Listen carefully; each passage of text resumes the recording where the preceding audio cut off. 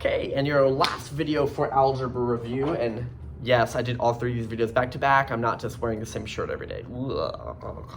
Okay, so I want to readdress how to simplify square root, and you may already know that, and that's great, but if you do already know that, I want to make sure we know how to do it with these little numbers in front, like we're adding and subtracting them. And there's probably a piece down here that I know you haven't seen before. So if you feel like an expert at this, maybe fast forward the video till I talk about it. But if you feel like you need a refresh, let's go ahead and talk through these. Okay, the examples are kind of this page. The back is going to be your homework practice. So generally speaking, I know that you know that the square root of 9 is 3. Yay! Okay, we know that. Okay, that is very likely to not be what happens on a lot of your geometry questions, right? But if it does, we need to recognize our perfect square roots. Cool beans.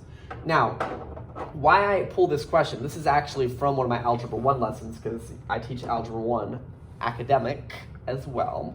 And so sometimes it's good material for refresh on my pre-AP kids. I don't know if, sorry, something was going on my phone. I was trying to see if it was messing up the video. So why I sometimes show that is because if you break down 9, I'm like, dude, I know the answer is 3. I'm like, I know. But if you break it down, it's 3 times 3. And what we're going to be doing when we break these down is we're going to be looking for pairs. And if I find a pair, then we're going to write it one time outside of the square root. And if there's nothing left over, it means that the answer has a perfect square root. Like, for example, we know that the square root of 16 is 4, right? But just to kind of show you how the breakdown works, so you believe it, because we know the answer is supposed to be 4. Like 16, you might be like, that's 2 times 8. That's 2 times 4. That's 2 times 2. Do you see any pairs? Yes. There's a pair of 2 that goes outside. There's an additional pair of 2s that also goes outside. There's nothing left inside the square root because we're only paying attention to the final broken down numbers. I'm not looking at any of these other numbers anymore. And then so 2 times 2 is 4. Okay, why am I sharing that with you? To help remind you why those steps work other places. So 125 is 5 times 25, keeps breaking down to 5 times 5. I do have one pair of 5s that comes outside.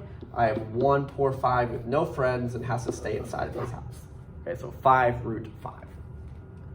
Sometimes a question like square root of 6, you're going to break it down 2 and 3.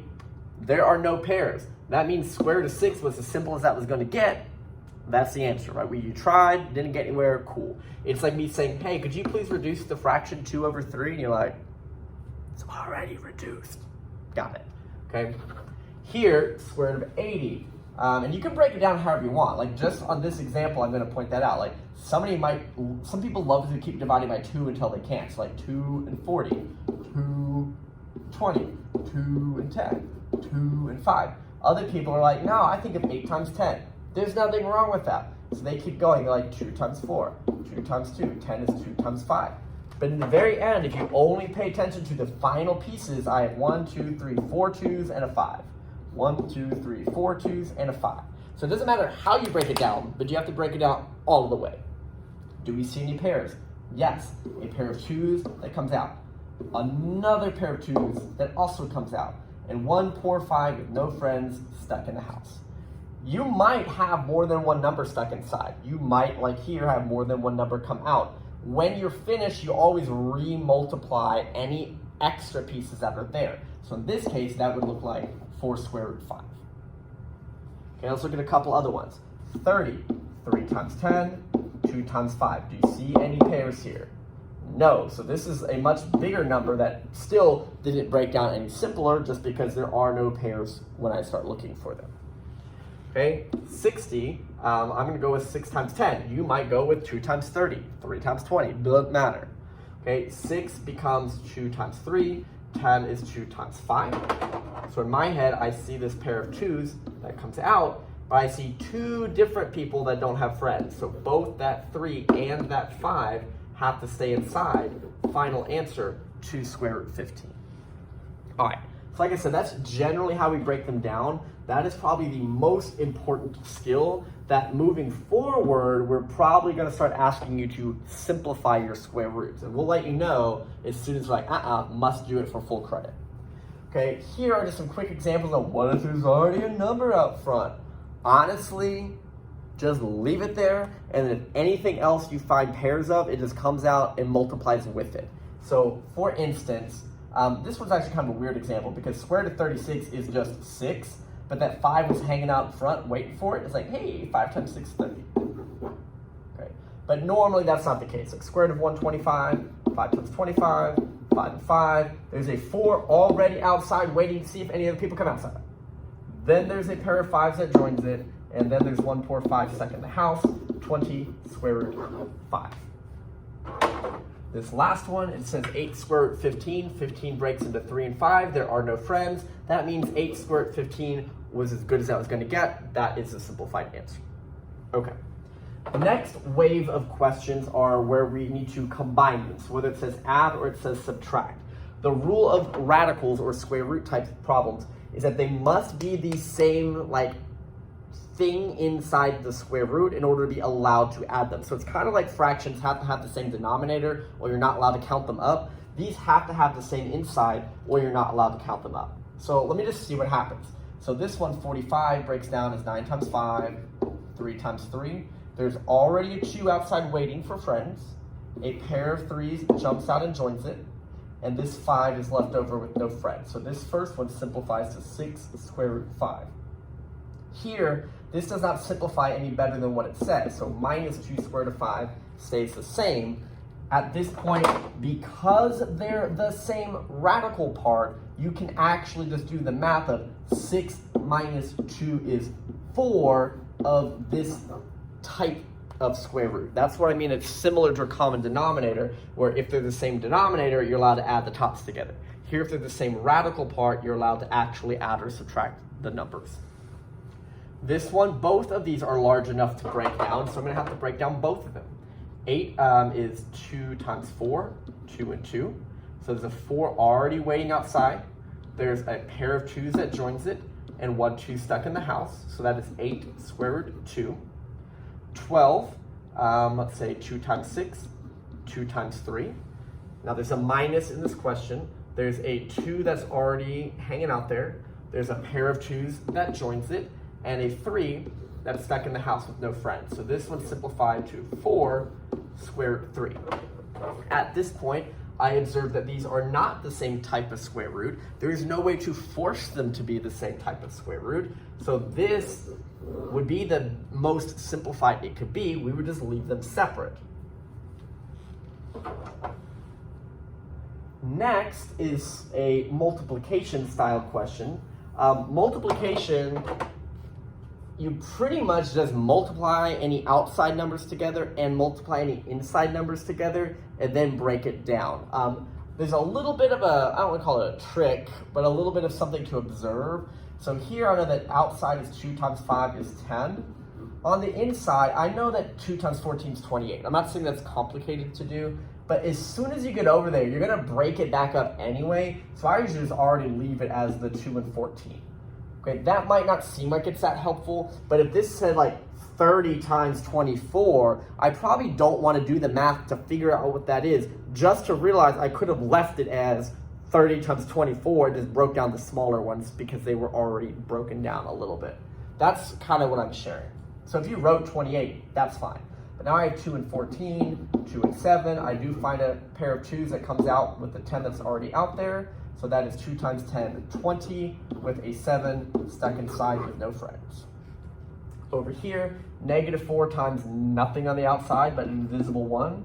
And the inside again, I'm not going to actually multiply 3 times 24. I'm just going to leave it broken down as whatever that is would have broken right back into 3 and 24. Sometimes because I see this 3, I'm tempted to just write 3 and 8. But just to do it a different way than that, maybe you do 2 times 12, and then that was 2 times 6, and that was 2 times 3. There is a negative 4 already waiting outside. I do see a pair of 3s that comes out. I see a pair of 2s that also comes out, and 1 2 with no friends in the house. Multiply all these together. 4 times 3 is 12. 12 times 2 is 24. So negative 24 square root of 2. Boom. Okay. Now, for division style problems, there's also something that we call rationalize. the denominator. What that means is that we, in proper upper level math, do not want to see a square root in the denominator. It's fine if they're still in the numerator, we just don't like to see them. And what I want, and what I'm encouraging y'all to do is a couple of things I need you to know. Number one, two separate square roots in a fraction is the same thing as a gigantic square root over top of them. So to me, like square root of 3 over 27 is the same thing as just square root of 3 over just square root of 27. So that's helpful because sometimes the questions can be made a little more simple. You are also allowed to pre-divide or pre-reduce if both numbers are in the square root or if both numbers are outside of the square root. So what I mean by that is I'm allowed to potentially try and divide this 60 and this 5. I can try and divide or reduce this 3 and 27, or this 5 and 9, 2 and 3. But I cannot try to reduce like a 1 not in a square root with a 20, or this 3 not in a square root with this 5. That would be a big no-no that we cannot do. Cannot do. So let's get started on some of the things that I would do to start simplifying them. And then at the very end, I'll discuss how do you get rid of a square root in the bottom if there is still one, because maybe there's not. So this first problem, because they're both in a square root, I go, wait, what is 60 divided by 5? That is equal to, what, 12? Yes. There's no square in the bottom. And depending on the size of what number is here, I'm going to go ahead and continue to break that down now. 12 is 2 times 6, 2 times 3. So this final answer is 2 square root of 3. Okay?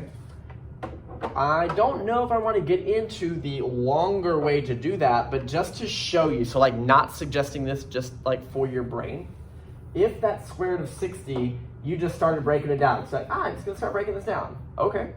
2 times 30, 2 times 15, 3 times 5.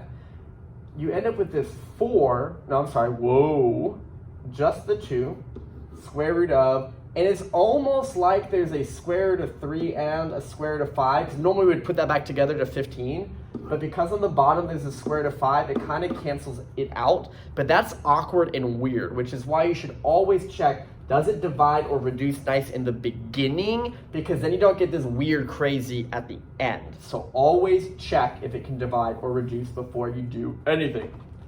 So, are either 3 or 27 perfectly square rootable numbers? No, like I would sometimes check that too, like is 60 or 5 perfectly square rootable? No.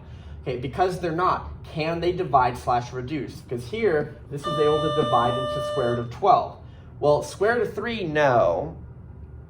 I'm sorry, rewind. Do they reduce? 3 over 27 does reduce. They both divide by 3 into a 1 over a 9.